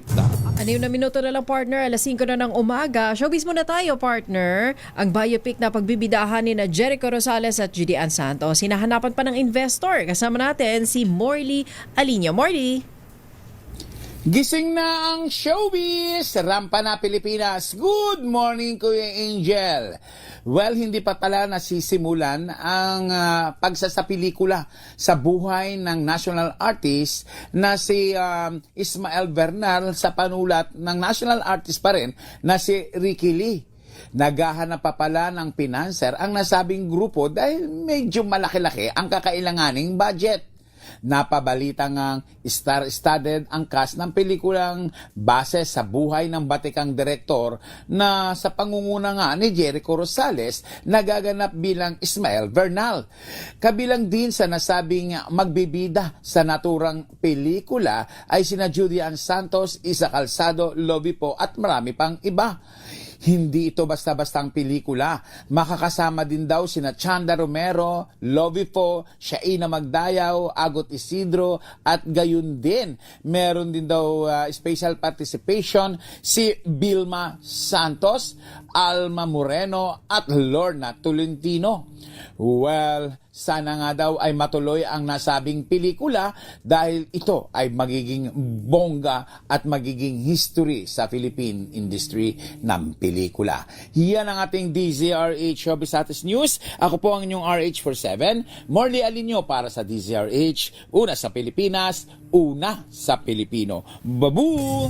Maraming salamat, Morley. Patuloy ko kayo nakatutok sa ating special coverage para sa SONA 2026. Inanunsyo naman ng Pangulong Ferdinand Bongbong Marcos Jr. na mamamahagi ang pamahalaan ng mga fire truck sa mga lokal na pamahalaan sa buong bansa. Sinabi ng Pangulo na kasunod ito ng pamamahagi ng patient transport vehicle sa Pampanga noong Biyernes. Ayon sa Pangulo, napondohan na ang fire truck distribution program para sa mga LGU. Kasalukuyan ng pinoproseso ang pagbili. Naku, saan kayo tayo bibili, partner? Git ng Pangulo, ipatutupad ng Department of the Interior and Local Government ang programa gamit ang kaparehong sistemang ginagamit din ng pamamahagi ng ambulansya. Layunin ng programang mapalakas ang kakayahan ng mga LGU sa pagtugon sa mga insidente ng sunog at matiyak na ang bawat munisipalidad ay magkakaroon ng fire truck, lalong-lalo na mga lugar na wala pa nito o gumagamit ng mga lumang unit. The funding is available. It's just a question of procurement, and gagawin natin yung fire truck together with the ipaparehas natin dito sa programa dito sa patient transport vehicle. So we have completed the patient transport vehicle. We are beginning now on the fire trucks, and we will get to the point where we will be able to provide all LGUs with a fire truck. Partner, yun nga ang problema sa atin. Ano? Pinamamahagi natin yung fire truck na gumagamit pa rin ng tubig. Doon sa mga lugar na paano na lang yung salat sa supply ng tubig. O kaya malalay, isang fire truck gagamitin mo para rumisponde sa sunog. Tapos kailangan mag-igib ulit, partner, di ba? So halimbawa, medyo yung susunod na taon na merong pwedeng umagapay sa iyo na sa mga 50 kilometro ang layo. Medyo mas liblib pa. No, ha? So paano tutugon doon? Malaki na ang damage. Sa ibang bansa, ang ginagamit nila, compressed air foam system na. Compressed compressed air foam system. Kumbaga, bula na inilalabas niyan, partner. Para masuppress na mas mabilis yung... Tsaka yung capacity ng partner, times 3, times 4 ng tubig lang. Dahil yun nga po, ang inilalabas niya ay foam. Tapos mas kokonti pa ang water damage. Correct. Kasi bugahan mo halimbawa, karamihan ngayon puro computer na, di ba? Pag binugahan mo ng tubig yan, water damage na yan. Sa compressed air foam, ano lang, partner, pag natuyo yung bula, wala na. Baka ma-preserve. May preserve talaga, di ba? So, nagtataka tayo, yung ibang bansa ay gumagamit na ng mga makabagong teknolohiya. Tayo hanggang ngayon, ang inaangkat pa rin natin ay yung old school, partner. Na tubig pa rin ang ginagamit. Kahit sa mga airports, gano'n na halos karamihan, partner. Mga na rin, foam na ang ginagamit. Baka mas mura daw kasi yun, partner. Partner, mas makakamura ka nga kung times 4 naman ang katumbas ng isa, di ba? Kasi kung bibili ka lang din, malaki din ang pondo, bakit yun pa? Yung ganong klase pa, di ba? At saka sabi ko nga, partner, nung mga nakaripas sa mga panahon, ang binibiling fire truck natin, galing sa kung saan, galing China, na walang after-sale service. Ayun. Anyway, lumang tugtugin na yung partner. Hindi nga natin maintindihan ba't ayaw natin na gumamit ng makabagong teknolohiya sa firefighting. iba pang mga balita. Sa iba pang balita, partner, hinikayat ng Malacanang ang publiko pakinggan ang ikalimang State of the Nation address sa Osona ng Pangulong Ferdinand Marcos Jr. ngayong araw nga na ito, partner. Ayon kay Presidential Communications Secretary Dave Gomez, mahalaga na pakinggan ang ulat sa bayan ng Pangulo para makita ang mga nagawa ng administrasyon sa mga nakalipas na taon o sa nakalipas na taon. Dagdag pa ni Gomez, maaaring maipakita ang resulta ng pamahalaan o yung trabaho ng pamahalaan sa larangan ng edukasyon, abot kayang serbisyong pangkalusugan, food security at transparency sa mga proyektong pampubliko. Inaasahan din umano na tatalakayin ni Pangulong Marcos sa kanyang SONA ngayong araw na ito ang mga pangunahing issue at programa ng administrasyon. Nauna naman sinabi ng Presidential Communications Undersecretary Claire Castro, magiging simple ngunit marangal ang SONA ng Pangulo ngayong taon. Alam, partner, nandyan pa rin yung katotohanan na pag nag-ikot ka ng Metro Manila, sangkaterba ang mga condominium buildings na walang umuukupa. Nakita mo yan, di ba? Walang laman, Walang partner. laman. Hindi na ibenta ang iba, karamihan. Hindi, tsaka karamihan dyan. Sabi, ang Ayala, partner, tinigil na yung paggagawa nila ng mga high-end project. Oh. Kasi daw, talagang very, very slow. Usad pa suso ang Hindi pagbibenta. pa pagong, partner, ha? Suso na, Suso partner. na talaga. Oo. Ang advance sales nila, di ba dati, yung mga pre-selling. Yes. Ngayon daw, talagang hindi mo maramdaman. Matumal. Ano, ha? Tapos ang DMCI, 80 billion pesos ang halaga ng inventories. Na wala pang balik, partner. Wala pang bumibili hanggang ngayon. Ano, ha? Tapos isa pang katotohanan, tayo po ay napag-iiwanan din ng sa larangan ho ng turismo. Pumunta ka ng Singapore, ng Vietnam, ng Thailand, partner. Proud na proud sila sa pag-angat ng kanilang mga tourist arrivals, partner. Galing China, Europa at Amerika. Ayan, napakalayo ho ng Pilipinas. At napaalala lamang ho natin, ang June borrowings ng Pilipinas ay kung ikukumpara noong nakarang taon ay umabot ng 119.5%. Ganong kataas, partner. Nitong as of June 2026, 579.57 billion po ang borrowing na atin pong naitala. Lahat yan pag-uusapan natin sa ating pagbabalik. 2 minuto na makalipas ang 5:00 ng umaga. Tumunog na ang gandingan para sa kalikasan. Ang nagkamit ng parangal bilang Best News Anchor ay walang iba kundi si Angelo Palmones ng Magandang Umaga Pilipinas, DZRH Radio 666 kHz.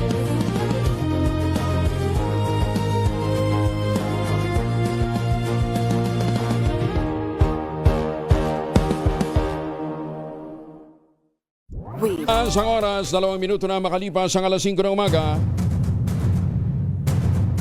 SONA 2026, a DZRH special coverage. Bueno naman sa ating kalawang bahagi ng programa ngayong Lunes. Kasama na natin si Veronica Torres ng Pag-asa. Ma'am Veronica, good morning. Good morning din po Sir Angel at Ma'am Cheska at sa ating mga taga-subaybay sa DZRH. Ngayong araw nga, southwest monsoon ang nakakaapekto sa Luzon area. So asahan nga natin na magpapaulan ang southwest monsoon. Yan ay sa lugar ng Metro Manila, Ilocos Region, Cagayan Valley, Cordillera Administrative Region, Mimaropa, Zambales, Bataan, Bulacan, Cavite, Laguna at Batangas. Sa nalalabing bahagi ng ating bansa, fair weather condition pero may mga tsansa pa rin ng mga thunderstorms pagdating ng hapon. Wala naman tayong gale warning sa kahit anong dagat baybay na ating bansa. At sa kasalukuyan, minamomonitor pa rin tayong bagyo sa labas ng ating Philippine Area of Responsibility, si Tropical Depression na si Noul. Pero ito yung si dating si Quiapo no nasa loob pa ng PAR. Papalayo naman na ito na ating bansa at hindi na inaasahang muli pang makakaapekto sa anumang parte ng ating kapuluan. At yan nga muna pinakahuli sa lagay na ating panahon mula sa Weather Forecasting Center ng Pag-asa. Veronica Torres. Pero mabuti na lang, Ma'am Veronica, hindi ito tumama ng matindi sa kalupaan ng Pilipinas, ano ha? Opo, hindi nga po siya tumama ng matindi, pero yung mga ulan po sa Northern Luzon ay matindi din po yung inabot nila, saka meron din po mga malalakas na hangin. Oo, sabagay. Ano? Pero yung pag-ulan nitong weekend sa may bandang Davao, wala na kinalaman si Quiapo doon. Wala naman po. Mostly habagat na lang po at mga thunderstorms yung nag-cause po ng mga paulan sa Mindanao area. Oo, tindi. Ang daming lumubog na lugar eh. Opo, so tuloy-tuloy pa rin po. Yung mga kasama naman po natin sa Regional Services Division, patuloy na naglabas ng mga thunderstorm or rainfall advisory o hindi kaya heavy rainfall warning kung kinakailangan po. Oo, pero nung tumama siya sa may bandang Guandong, lumubog ang Guandong, pati Hong Kong. Yun Di nga ba? po. Masyado siyang matubig. Anyway, pero walang nakikitang parating ha? Wala naman po sa ngayon. Ay, salamat. Sige. Maraming salamat, Ma'am Veronica. Magandang umaga. Salamat din po. Good morning. Si Veronica Torres mula po sa Pag-asa. Mananatiling epektibo ang number coding scheme sa Metro Manila ngayong araw kasabay ng SONA ng Pangulong Bongbong Marcos Jr. Ayon kay Metropolitan Manila Development Authority General Manager Nicolas Torre III, walang inilabas na anunsyo hinggil sa suspensyon ng naturang polisiya. Sinabi ni Torre, magpapakalat ang MMDA ng nasa 500 mga tauhan sa may kahabaan ng Commonwealth Avenue sa Quezon City, bukod pa sa pagtatayo ng Mobile Command Center malapit sa Batasan Road para sa ikalimang SONA ng Pangulo. Inabisuhan naman ng mga motorista na gumamit muna ng mga alternatibong ruta dahil sa posibleng matinding traffic, lalong-lalo na sa Commonwealth Avenue, IBP Road at iba pang major thoroughfares patungong pambansang Batasan Pambansa Complex. Inaasahan ilang progresibong grupo ang magkakasanang kilos protesta sa may JP Rizal Street sa Commonwealth Avenue, habang ang mga pro-government groups naman ay magdaraos ng programa sa may Batasan Road. Samantala, epektibo na ngayong araw na ito, partner, ang liquor ban sa buong Quezon City. Yan ay may kaugnayan sa ikalimang State of the Nation Address o SONA ni Pangulong Bongbong Marcos Jr. gaganapin sa Batasan Pambansa mamayang alas 4 ng hapon. Sa executive order na inilabas ni Quezon City Mayor Joy Belmonte, epektibo ang liquor ban mula kagabi o alas 12 kaninang madaling araw hanggang mamayang alas 6 ng hapon. Kaugnay nito, bantay sarado ng Philippine National Police at Quezon City LGU ang sinumang lalabag sa naturang kautusan. Una rito, inanunsyo ng pamahalang lokal, suspendido ang klase sa lahat ng antas na pampubliko at pribadong paaralan sa buong lungsod ngayong araw na ito ng Lunes. Kasado na nga ngayong araw ang kalimang State of the Nation Address ng Pangulong Bongbong Marcos Jr. Inaasang sa sentro ang SONA speech ng Pangulo sa naging tagumpay ng administrasyon sa nakalipas na taon, gayon din ang mga prioridad na batas sa huling 2 taon ng kanyang termino. Ayon sa Malacanang, ang SONA ng Pangulong BBM ang magsisilbing report card ng performance ng pamahalaan at roadmap para naman sa mga panukalang nais ng ehekutibo na isulong ng Kongreso. Una nang sinabi ng Palasyo na mismo ang Pangulo ang nagsulat ng kanyang talumpati, bagay na dapat na abangan ng publiko. At kung inyo pong matatandaan, ang pinakatumatak sa naging speech ng Pangulo noong nakaraang taon ay ang mahiya naman kayo. Kasama natin ngayon si Attorney Judd Roy, dating member po ng defense team ng 2012 impeachment trial ni dating Chief Justice Renata Corona. Attorney Judd, magandang umaga po sa inyo. Magandang umaga sa inyo. Magandang umaga mga kababayan. Ano bang nakikinita ninyong karugtong ng mahiya naman kayo? Well, siguro magre-report ang presidente kung anong nangyari sa kanyang pagbubunyag o mga inilabas nung nakahuling taon. Siyempre, hinihintay din ng tao na ano nga ba ang na accomplish, no? Ng administrasyon dyan sa bagay na yan, yung sa flood control at yung mga sinasabing mga anomalya. Maraming balita at meron din mga naganap dyan. So, siguro, ibibigay siya ng update sa atin kung ano na nangyari sa mga investigasyon. Ilan na ba ang pera ang naibalik kung sakaling meron man. Teka muna, dito muna tayo sa impeachment. Pwede bang banggitin ng Pangulo in one way or another any part of the ongoing impeachment trial bilang bahagi ng kanyang masasabing accomplishment? Well, siguro naman na pwede niya sabihin na hindi siya nakikialam doon sa mismong impeachment, na ito ay isang independenteng proseso, yun naman dapat talaga ang maging posisyon ng presidente sa bagay na yan. Yung hindi pagpapakialam dyan sa paglitis, siya mismo ay isa ng magandang accomplishment. Aha. Kahit na ang nakukulong ay lahat mga kaalyado ng oposisyon. Well, yun ang isang bagay na matagal niyang pinahihindihan, yung tinatawag na selective justice, di ba? Sinasabi niya, may mga sala itong mga ito eh. Kaya yun ang patuloy, hindi daw siya nakikialam dyan. At meron naman mga iba't ibang kawani ng gobyerno na siyang namamahala dyan. So siguro i-explicar niya to kasi nga medyo nagkaroon ng pagpuna na bakit naman naisabay na yung mga kalaban ng administrasyon kinasuhan habang papasok sa impeachment.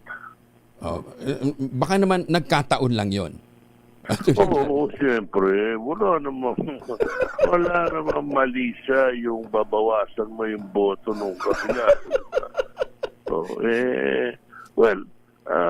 yun siguro kailangan ipagpatuloy. Kaya lang, yun ang sinasabi tungkol sa flood control, hindi ba? Kung lalabas na panay mga miyembro ng mababang kamara ang nagiging target, no, or nagiging hindi naman target, ang nagiging mga investigasyon tungkol dyan, parang nagkakaroon ng hidwaan yung dalawang sangay, di ba? Yung ehekutibo at saka yung house, no. Parang napakahirap na pagkalipas ng isang taon babalik ka doon at sabi mo, mukhang kayo lahat ito. Kayo pala dapat ang mahiya nun eh, di ba? Siyempre, kayo rin nagtutuloy ako. Ito ba isang healthy na relasyon, di ba? Ng ehekutibo at saka house, no? Pero yun nga, di ba, nung nasa Canada yung presidente, pinagmamalaki nga niya yung punto na siya daw ang naglabas nito. At siya daw ang, parang siya na mismo ang whistleblower nitong bagay na ito. Di ating makita sino-sino ba yung, magkano na ba ang naibalik, sino-sino ba yung mga naka-immunity dyan. Siyempre, pag may immunity, edi wala na yun, di ba? Yun nga eh. Hindi mo na, so ilabas siguro lahat yan. Diba? Kaso nga, binigyan mo ng immunity yung nasa executive department. Yun ang... Yun ang implementing agency. Di ba? Yun ang isang bagay siguro na napupuna ng marami. Bakit yung mga mismong gumawa ng paraan para mailabas yung pera, para maaprubahan ang walang kwentang trabaho at para matapos yung mga proyekto, hindi pa dapat tapos, di ba? Sa madaling salita, bakit yung mga pumeke ng lahat ng dokumento, yun ang pinalaya, ang binigyan ng immunity. Paano, alam naman natin yan, siguro naintindihan na natin lahat, no? Hindi naman maaring magkaroon ng katiwalian dyan kung hindi yung mismong DPWH ang gagawa ng paraan. Walang kalokohan dyan sa flood control na maaaring mangyari kung hindi mo kasabwat yung nagpapatupad na ahensya. Hindi nga. Ito, kung pinag-uusapan yung infrastructure, DPWH lahat yun. Hindi nga lang na-absuelto, meron pa nga na-promote pa eh. Na-appoint pa sa bagong posisyon. Na mas mataas pa, partner, no? Di ba? Yun siguro kailangan na sagutin dahil sa bagay na yun hindi ba? Parang lumalabas, meron din selective na proseso doon. Namimili ka. Diba? So, maraming nakakabahala at mga detalye tungkol dyan sa kanyang laban sa korupsyon na siguro gustong maintindihan ng bayan. Bakit nga ba ganun? Bakit nga ba lahat ng DPWH lamang, sila lamang ang may immunity? Partner, baka may gusto kong itanong kay Attorney Jan. Attorney Cheska po ito, good morning. Bukod sa korupsyon, isa sa mga inaabangan ng mga kababayan natin, katulad doon nanalo kanina, partner, di ba? Sabi niya yung pagtaas ng presyo, parang sinabi ng Pangulo nung nakaraan, gagawa ng paraan, pero parang mas lalong tumaas ang presyo ng mga bilihin. This year, wala ba talagang pamamaraan o power ang government natin for price control pagka mga ganitong sitwasyon, attorney? Well, meron naman para. Pero paano ba ang gagawin natin? Alam naman natin yung mga bilihin at yung mga gastusin sa pang-araw-araw. Epektado po yan ng pagpatuloy ng gera dyan sa Middle East, no? Yes, lalo na pinag-aawayan yung malayang pag-deliver ng langis. Diba? Strait of Hormuz. Sa Strait of Hormuz, yung Iran, ang away nila ng Amerika. Tayo ang tinatawag na end user tayo di ba? Hindi naman tayo gumagawa ng langis. Wala naman tayo production yan Hindi naman tayo nagbebenta yan Kailangan natin makabili. Walang maiparating dito na sa dating presyo, pataas ng pataas. So, ito isang challenge talaga. Mahirapan talaga yung gobyerno na sa bagay na yan. Meron din mga inisyatiba na ginawa. Naghahanap si Presidente ng mga paraan para tayo makasiguro na miski pa paano, meron tayo supply. Di ba? Nakikipag-ugnay sa mga ibang bansa, kahit sa Ruso, kahit sa mga Canadian, para hindi lamang doon sa Middle East nanggagaling yung supply natin. Ito yung mga magandang nagawa niya. At yung mga foreign trips niya na nagdadala ng ibang pagpasok ng pera o investment sa atin. No? Yan ang problema sa pagtaas ng bilihin. Lalo tayo, pagtaas ng kuryente. Daming nagre-reklamo dyan. Humihingi ng investigasyon. Bakit gano'n ang pagtaas ng kuryente? Napakatindi. Di ba? At hindi, hindi parang naipapaliwanag na mabuti kung tama ba itong tinataas. Alam naman natin na pag mga ganitong panahon, yung mga ibang negosyante dyan, sinasamantala yung pagkakataon at ng iyan. Tinataasan ng gusto yung presyo nila. Nagkataon lang din daw yun. Yung gera, ewan ko kung anong gagawin niya, hindi niya naman ma-influensyahan yun. Mabuti nga at hindi pa tayo nadadawit dun Pero, wag naman. Kadalasan nagpapadala tayo ng mga sundalo. Tumulong, miski pa paano. So, wala naman akong alam na meron tayong may balakin tayong gano'n. Participation doon. Pero yung isa pa doon, tumitindi naman tong sitwasyon natin dito sa West Philippine Sea. Di ba? Parang lalong tumatapang itong mga insik. Yan, nakakabahala din. So, very challenging ang sitwasyon ng Presidente. Napakahirap na magdala ng mabuting balita. Siguro para sa mga Pilipino. Yes, para sa lipunan. Siguro dapat niyang ipaalam. Ano ba talaga yung maaasahan natin, di ba? Hanggang saan ba tayo? So, yun ang siyempre yun ang gusto natin makita na patas yung kanyang palakad, na lahat ng posibleng makatutulong na bagay ay pinag-aaralan at pinapasok. Attorney Judd, thank you for joining us. Magandang umaga po. Salamat po. Thank you very much. Ingat. Magandang umaga mga kababayan and to the rest of the people. Good morning. Salamat po. Si Attorney Judd Roy, samantala partner, maya makakasama ho natin si Executive Director Sunny Africa ng Ibon Foundation.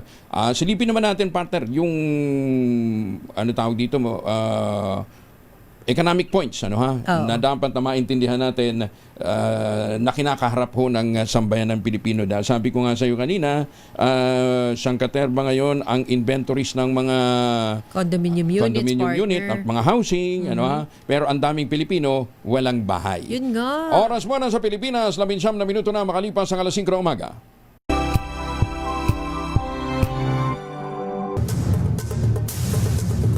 Balik po tayo. Ang inyo po sinusubaybayan ay ang special coverage po ng ikalimang SONA ng Pangulong Bongbong Marcos, the President's Agenda. Partner, kasama na natin ngayon si Ginoong Sunny Africa, isa pong kilalang economist, Executive Director ng Ibon Foundation. Sir Sunny, magandang umaga po sa inyo. Ay, magandang umaga. Kumusta na po? Ayan. Good morning po. Ang dilim ng background ni Sir Sunny. Kasi ang aga partner Ang aga-aga natin siyang Akala ko sinasadya. Sorry po, ito lang kaya ng ilaw. Ito lang kaya ng ilaw namin sa bahay. Sorry po. Ano ba yan? Solar ba yan? O naman ako. Talagang Hindi, at least yung face partner maliwanag. Yung background lang naman daw. Hindi kasi mukhang may gustong ipahiwatig sa atin si Sir Sunny. Parang sinasabi niya, hindi. gloomy economy. Nagkataon lang din daw yan. Nagkataon lang din. Anyway, Sir Sunny, how's the economy? Kumusta ang ekonomiya ng Pilipinas ngayon? Yung ano to, kasi ang Ibon Foundation partner, maraming babanat na naman sa atin dito, maraming magbabash na, ba't nyo naman kinakausap yan? Leftist yan eh. Hindi ho, ang sinasabi ho natin dito, ito po ay paglalarawan ng economic situation. Napapakinggan naman natin ang ating mga economic managers at sinasabi nila, eto maganda, maganito. Balansehin ho natin ang sitwasyon. From the point of view of Ibon Foundation, kumusta ang ekonomiya natin? Sir Sunny? Well, sa amin po, sa pinakamahalagang usapin ng ekonomiya, kumusta bang lagay ng ordinaryong Pilipino, medyo madilim ang nasa likuran at madilim ang nasa harap. Kasi sa ilalim ng panunungkulan ni Pangulo Marcos ay dumami ang mahirap actually. Yung SWS na ulat na mahigit kalahati, 52% ng pamilyang Pilipino, 14.5 million nagsasabing mahirap sila. At naitala din nila, 6.5 million ang nagugutom. Ito ay dagdag ng 3.6 million kay sila ni Pangulo Marcos. Itong datos nila ay nung Marso pa lamang, kaya wala ping kasagsagan na pagtaas ng presyo ng bilihin at yung kakulangan ng suporta ng gobyerno. Siguro pinakapunto lang namin, yung ekonomiya naman, mahirap na usapin talaga siya. Pero sa amin nakakapagtaka, mas malaki pang kinita, dagdag na kinita ng mga oil companies noong Marso kaysa buong ginastos ng pamahalaan para dun sa uplift program at pagtulong di umano sa mga Pilipino. May problema doon.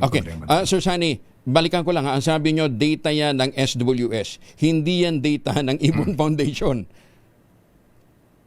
Hindi po kasi as much as possible gusto namin gumamit ng available data sa gobyerno sana. Kaso hindi binibilan ng gobyerno yung mahirap parang kada 2 taon lamang tapos huli pa. Kaya for policy making, hindi sapat yung statistical data ng gobyerno. Kaya yung pinakamasinsin, pinakamasigasig mag-ulat ng kahirapan at kagutuman sa bansa, actually yung SWS right now. Ironic nga, NGO pa nagbibigay impormasyon sa gobyerno. At ang sinasabi nyo, kung yun ang pagbabasehan, napakalayo nun sa kinita ng mga oil company. Opo, kasi kagabi lamang paghahanda para sa pagtawag nyo ngayon, chinek ko yung uplift website ng gobyerno. Naitala nila na 2.7 million ang beneficiaryo nila, tapos ang nakalaan na budget about 13 billion pesos lamang. Nung Marso, dahil dun sa biglang pagtaas ng presyo ng krudo, nawala naman pagbabago dun sa inventaryo na binili ng kumpanya, 47 billion ang kinita nila, dagdag na kinita nila, dagdag sa dati pang kita. So ibig sabihin, 3 beses ang laki ng kinita nilang kumpanya kumpara doon sa ayuda na binibigay ng Pangulo. At lalo na pinagmalaki niya na meron tayong National Energy Emergency para ipakita na di umano may ginagawa siya. Yung irony doon, nagdeklara ng National Energy Emergency, hindi naman ginamit yung poder. Wow. Teka muna, nasaan ba yung talaga. Nasaan ba yung 129 billion na napagbentahan natin ng gold reserves natin? Natukoy na ba kung saan napunta yun? Alam nyo, hindi lang ang tatanungin namin yung kinita ng gobyerno sa pagbebenta, yung kanyang inuutang. Well, actually sa utang, malaking bahagi na inuutang natin ni Pangulo Marcos. alam niyo ba, about 80 centavos sa bawat pisong inuutang, bumabalik sa bayad utang. So, ang pinag-aagawan lang, ang ginagamit lang natin dito para sa gastusin natin, 20 sentimo sa bawat piso ng inuutang. So, tama kayo. Saan napupunta? Well, syempre, mahiya naman siya.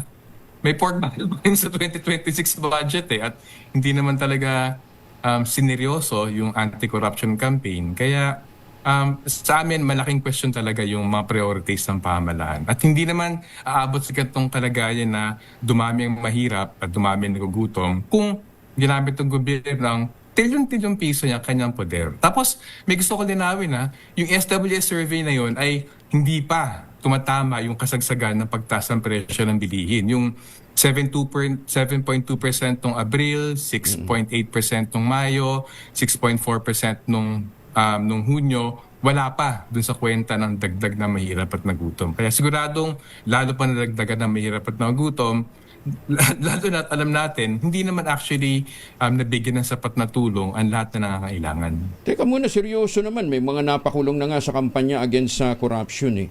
O, diba, nagbunyag na nga siya. Marami naman nakakulong na ngayon si Jinggoy, nakakulong si Bong. O, di ba? May mga nakakulong naman sa Kongreso.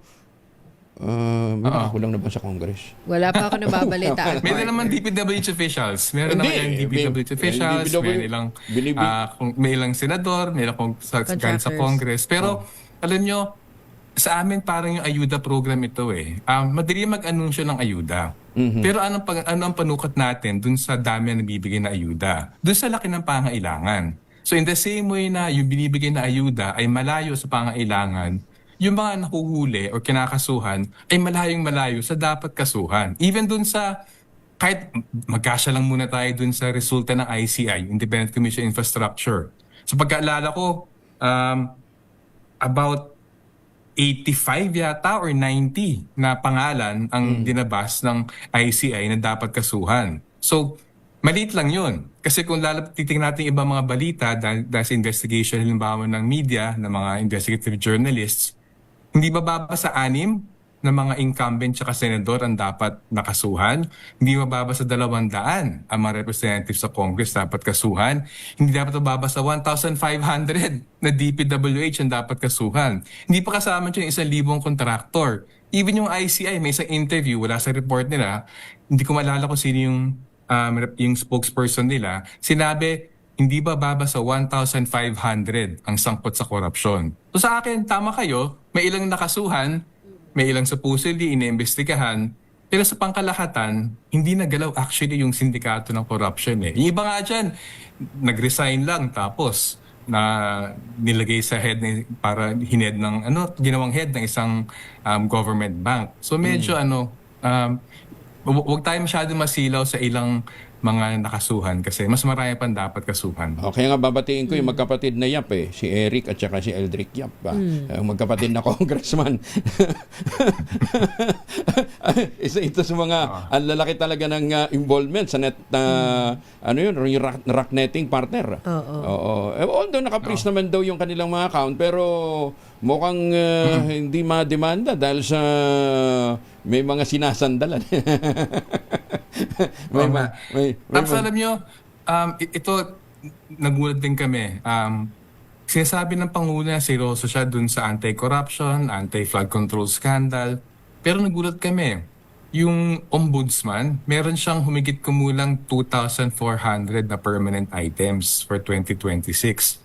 Alam niyo ba, hindi pa kalahati ang napunuan dun sa permanent items na yan. At isipin nyo, para mag-pursue ng isang high-profile na kaso, kailangan maayos ang case build-up, di ba? So halimbawa, example lang, kung senador, na presiding judge ang kakasuhan mo, hindi bababa sa 30 hanggang 50 dapat yung sa team na nagbubuo ng case build-up dyan. Ngayon, kung susumahin mo, lahat ng mga dapat kasuhan at yung investigating teams na dapat buuin, di ba nakakapagtaka na hindi pa kalahati ng permanent items ng ombudsman ang pinunu for 2026? So paano masisirisohin ang isang anti-corruption campaign na dandaan, libo-libong dapat buwan ng kaso, pero yung pinaka-premier na anti-corruption agency mo, hindi pa kalahati ng workforce ang pinunu mo. So medyo mag-iisip ka kung gaano kaseryoso yung Pangulo sa kanyang mahiyain naman kayo campaign. Mahiyain naman siya. Bagay si Ate Cheska, si Boss Cheska, Sir Sunny, well off ito eh. Wow! Sana all well off, partner. Kaya niyang sagot. Kaya niyang bilhin ang mga pangunahing bilhin, partner. Parang hindi naman, partner.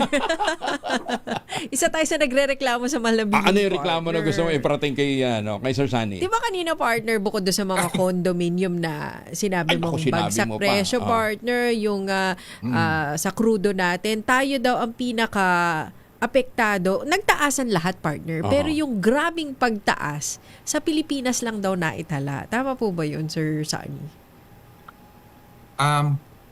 Malapit na doon. I think Lao or Cambodia may pinakamataas na paglaki ng presyo ng crudo eh. Pero yung isa, I think hindi alam ng marami. Alam niyo ba, dalawa lang ang bansa sa rehiyon na fully deregulated ang oil industry. Singapore at Pilipinas lamang. So sa akin, yung pinapalabas sa mga oil companies dito na normal na iiwan sa mga magaling na kumpanya ang pagpapatakbo ng industriya. Inulit nila to sa ilang Senate hearings sa daluhan namin, sinangayunan ng Department of Energy. Hindi siya totoo eh. So sinasabi nila na yung tinatawag na replacement cost, yung maniningil ka batay doon sa pagpalit mo ng inventaryo, hindi batay doon sa pagbili mo ng inventaryo. Sabi nila, normal yan. Hindi siya normal sa rehiyon. Ang normal sa rehiyon, siyam sa 11 bansa na ang ASEAN. Actually, nakikialam yung gobyerno sa pagpapresyo ng produktong petrolyo. Kaya huwag tayo magtataka na isa tayo sa pinakamalaking laktaw doon sa pagtaas ng presyo ng produktong petrolyo kasi iniwan sa mga negosyante yung pagpepresyo. Yung negosyante ba? Wala man negosyante mag-presyo ayon sa kawang gawa eh. Yung mga negosyante mag-presyo ayon sa pinakamalaking tubo. So ang kasalanan doon, sa totoo lang, hindi pa sa negosyante, mas sa gobyerno na may responsibility na i-regulate at binigyan ni Pangulong Marcos ang sarili ng kapangyarihan mag-regulate nung nag-declare siya National Energy Emergency at nilino katumpos yung national emergency.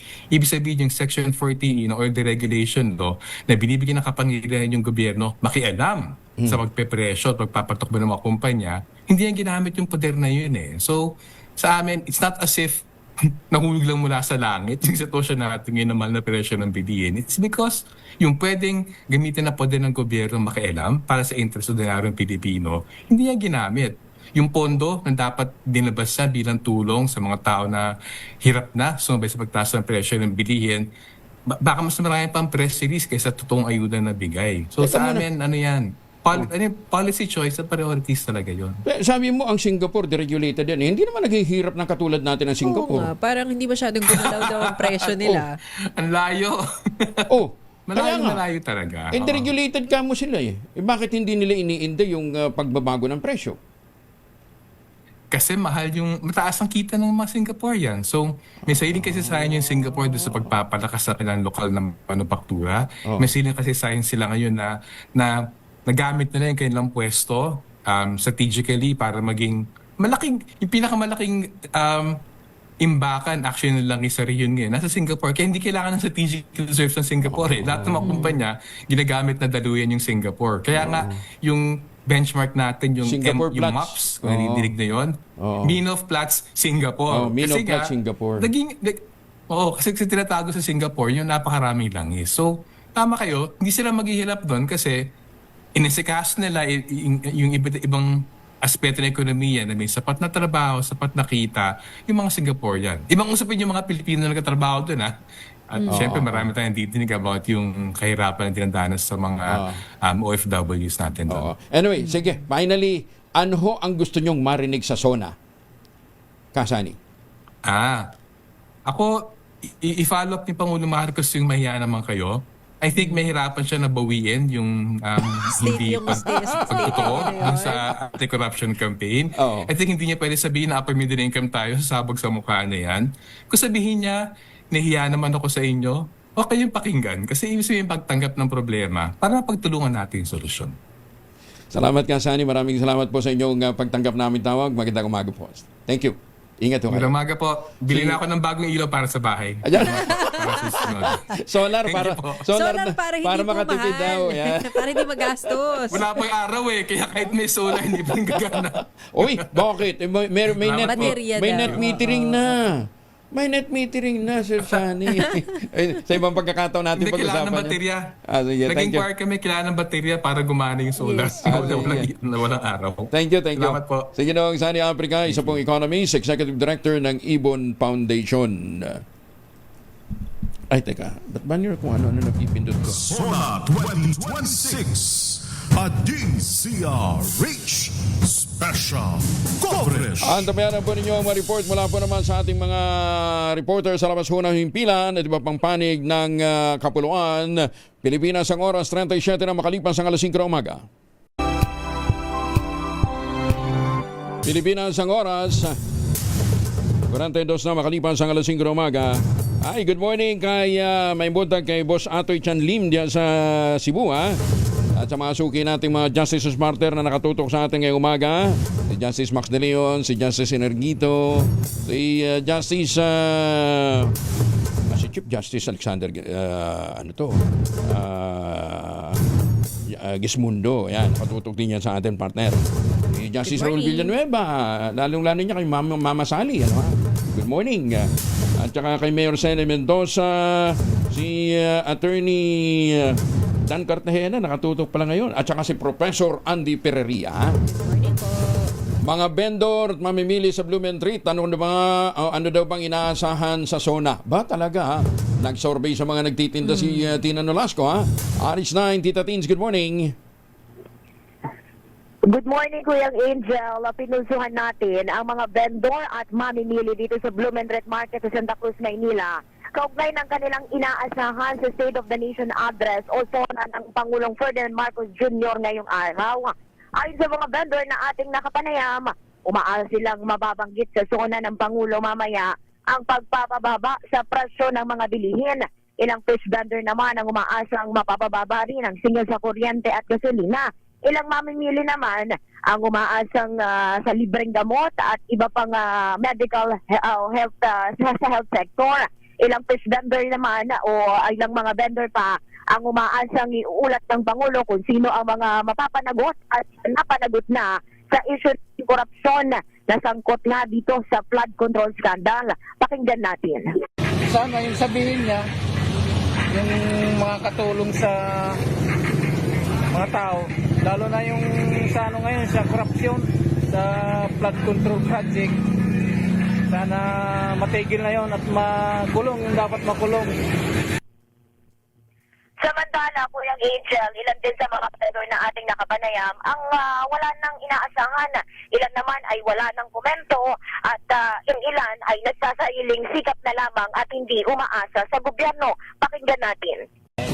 Kami, sariling kahit namin ang ginagawa namin, hindi mamamasa sa gobyerno. Kasi wala naman di kami magagawa. Kaya sila na lang mag-aangko sa gobyerno. Basta kami, naghahanap po na maayos. Tapos namin lang. Yan ang pulso ng mga vendor at ilang mga mamimili dito sa Blumentritt Market kaugnay ng SONA ng Pangulo ngayong taon. Para sa SONA 2026, ito si RH9 Tina Nolasco para sa DZRH, una sa Pilipinas, una sa Pilipino. Maraming salamat, Tina. Samantala, dakuan naman natin ang isa pang balita. PNP wala daw nakikita ang seryosong banta pero tuloy pa rin ang cyber monitoring sa SONA 2026. Kasama natin RH52 Edniel Parosa. Edniel! Jessica at Kuya Angel, may karamihan man ang inaasahang lalahok sa mga kilos protesta ngayong araw. Wala namang namamataan direkta at seryosong banta sa seguridad ang Philippine National Police kaugnay na ikalimang SONA ni Pangulong Bongbong Marcos at PNP Chief Police General Jose Melencio Nartatis Jr. Naratiling naka-alerto ang hanay sa mga maaaring magtangkang gumulo sa kaayusan sa kasagsagan ng event pero kung eksena tulad ng 2024 pulburon video pag-uusapan, sinabi ng pulisya na nakataon dito. Ang anti-cybercrime group patuloy naman sa kanilang cyber patrolling. Ang kunitang sa kasagsagan ng SONA ng Presidente 2 taon ang nakararaan, biglang inilabas mga kalab ng administrasyon ng isang faking video ng pagkamit ni PBBM ng illegal drugs. Sa iwalay na panayam ng DCH, tiniyak na yan CRPO spokesperson, Police Major Hazel Asilo, na may mga nakalaang unit ng PNP upang magbantay sa madaling klase ng pagkalat ng videos online. Pero kung pisikal ang pag-uusapan, hantawan ng tumagot ng Metro Manila Police kasama 21,000 tauhan ito ngayong araw ng Lunes. Para sa Zona 236, ako si Daniel Parrosa ng DZRH. Una sa Pilipinas, una sa Pilipino. Maraming salamat, Daniel. Pilipinas, ang oras 46 na makalipas ang alas 5 na umaga. Magandang umaga sa mga Pilipino dyan sa Hong Kong, sa Taipei, Taiwan, sa mga seafarers natin, lalong-lalo na yung pabalik na ng Pilipinas. Kung magpapasalubong tayo ng tsokolate, wag na sanang imported. Meron po tayong tangerine chocolate. Yan po ay brand ng mga magdaniog ng mga magsasaka dyan po sa lalawigan ng Quezon. Sa tulong po ni Dr. Helen Tan, yung po mga planting material ng kakao galing Davao. Hinakot po yan para maitanim dyan po sa lalawigan ng Quezon. Kaya ngayon ay nagpuproduce na sila ng dekalidad na cacao beans, pinaprocess para maging tangerine chocolate. Available yan sa 0919-095-5935. Tangerine chocolate may 100% gawang lokal, but taste and looks global. Meron po yung mahigit 10 variants ng mga raw material ay galing din po sa ani ng mga magsasaka. I-check po ninyo sa tangerinechocolate.ph. Sabi nga po ni Dr. Helen Tan, sino bang magmamalasakit sa Pilipino kundi ang kapwa Pilipino? Kaya sa bawat tangkilik natin ng tangerine chocolate, pinalalakas natin ang loob ng ating mga magsasaka. Pinalalakas natin ang ating lokal na ekonomiya. Tangerine chocolate 100% gawang Pinoy. Libo-libong pulis nakaposisyon na sa Commonwealth Avenue para sa SONA. Mga relista bawal sa mismong tapat ng St. Peter Parish. Detalye ng balita mula kay Giselle Ricoport, RH15. Giselle, kumusta na ang kahabaan ng Commonwealth? Nakaposisyon na Kuya Angel yung libo-libong pulis dito sa kahabaan ng Commonwealth Avenue sa Quezon City para sa ikalamang zona ng Pangulong Bongbong Marcos Jr. Pulso sa kanila yun nandito sa area ng St. Peter Parish kung saan ipinagbabawal yung pagsasagawa ng kilos protesta sa mismong tapat niyan. Ayon ito kay NCRPO spokesperson Major Hazel Asilo. Sa ngayon, nadaraanan pa yung northbound lane ng Commonwealth Avenue pero mamaya inaasahang sarado na ito sa mga motorista dahil sa mga isasagawang pagtitipon. Magpapato pa din ng zebra lane mula sa elliptical road doon sa bahagi ng Pilcoa patungo sa Sandigan Bayan.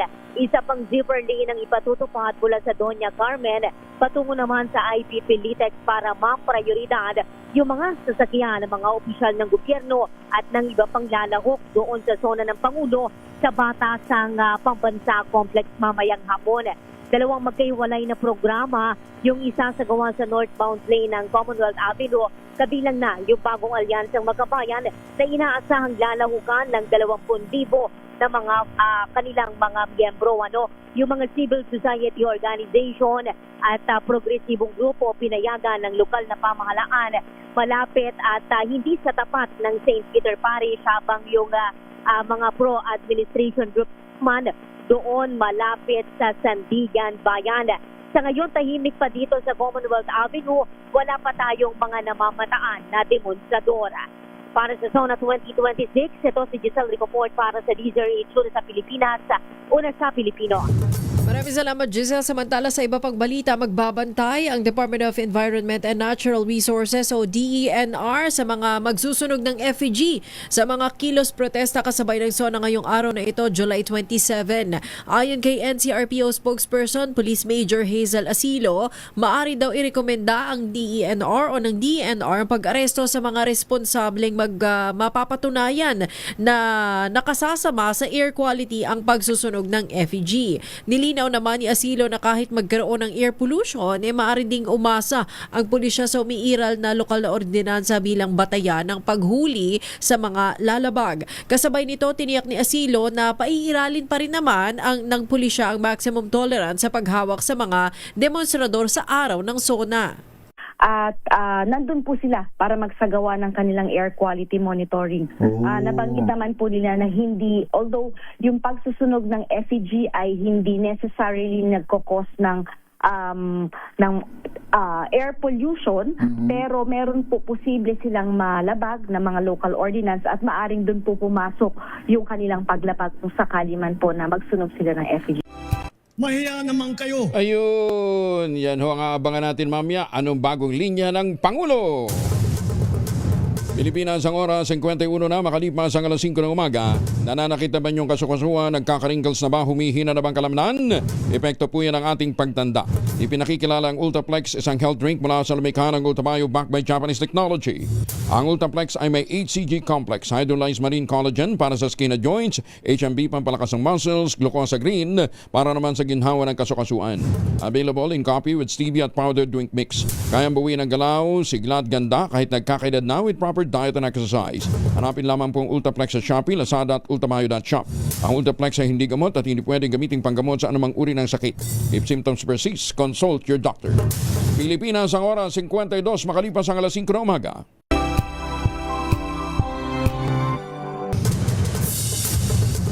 Meron na naman tayong 6 na minuto bago po mag-ises sa umaga. Bumuelta ang Malacanang sa panibagong pamumunuan ni Davao City Mayor Basit Duterte sa Administrasyong Marcos. Ayon kay Palace Press Officer Claire Castro, sa halip na tulungan ang mga nasasakupang nalubog sa baha, mas pinili pa ng alkalde na mamulitika.